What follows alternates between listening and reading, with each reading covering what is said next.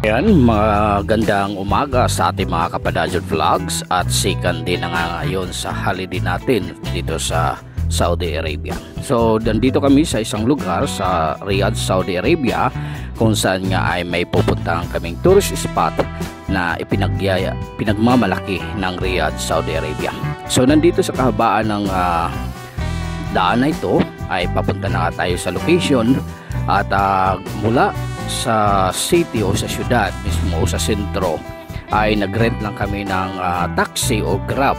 So nasa 25 riyals or 370 pesos. So papunta na yan sa locations.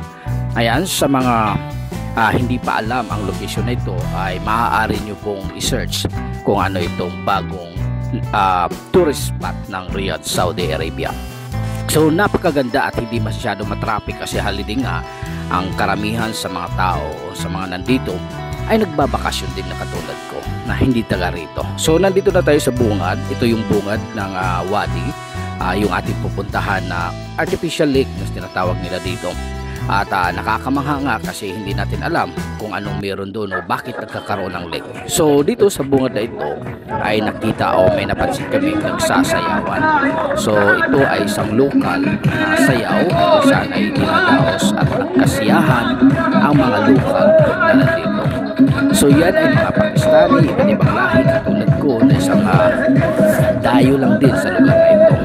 So habang pinagmamasdan namin at pinapanood at pinapakinggan, yung tugtog ay nakakalot talaga naman.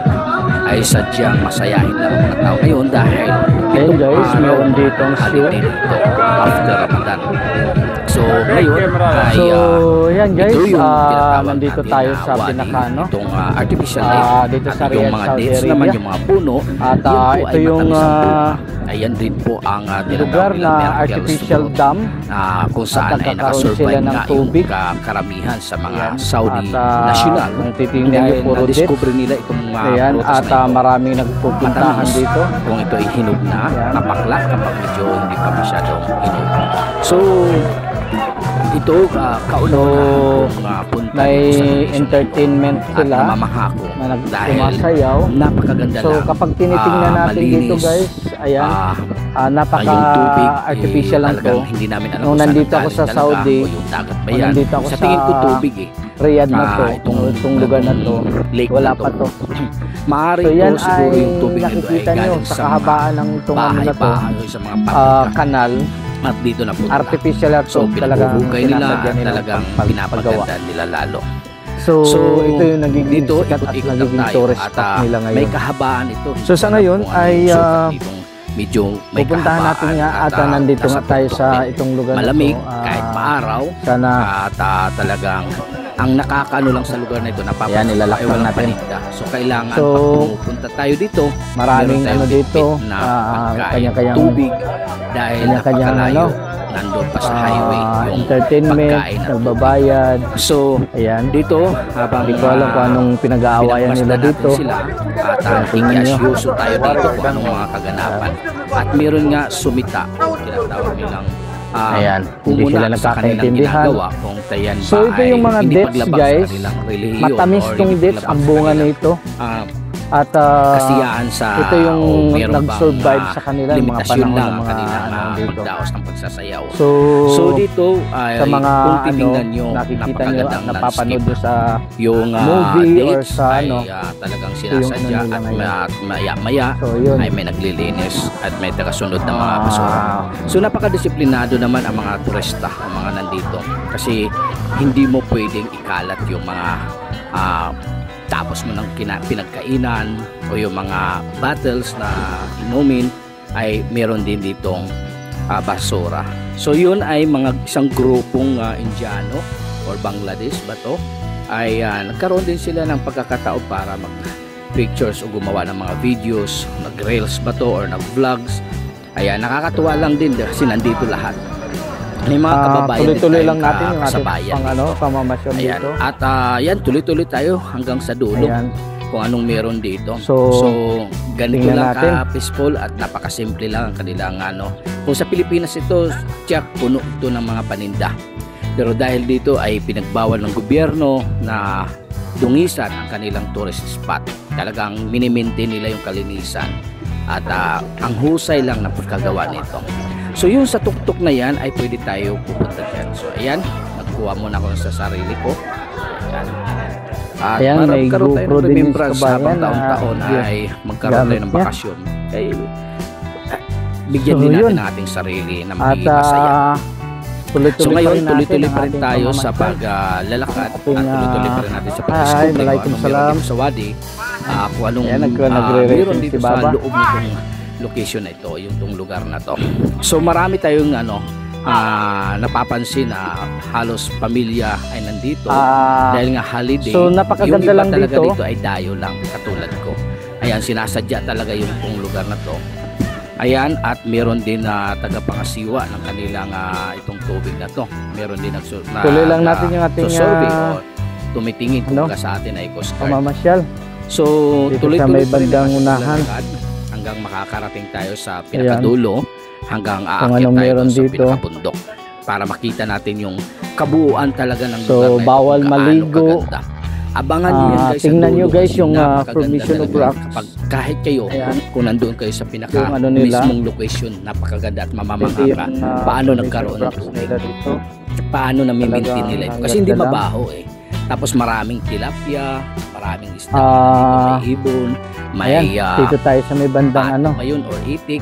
Meron din dito na pinapakawalan nila. Dahil bawal din naman kasi mamimingwit dito. Alam ko, nakita ko yung isda dito ay tilapia. So, pero panoorin natin. Ayan, malapit na tayo dyan sa may tubig na yan. So, hanggang ngayon meron ay ditong mga tinitingnan mo. kalapati. Pala, pwede palang gawin natin. Kalapati dito guys. Kung meron na tayong budget para magkaroon tayo ng magandang tourist spot. So, dito, ayan, ay mga nagsisidatingan itong mga ibon na to. Yan ay hindi galing sa kanila. Talagang sadyang pumupunta yung mga ibon yan. Kasi alam nila may mga pagkain. Alam nila may mga isda at alam nila malinis.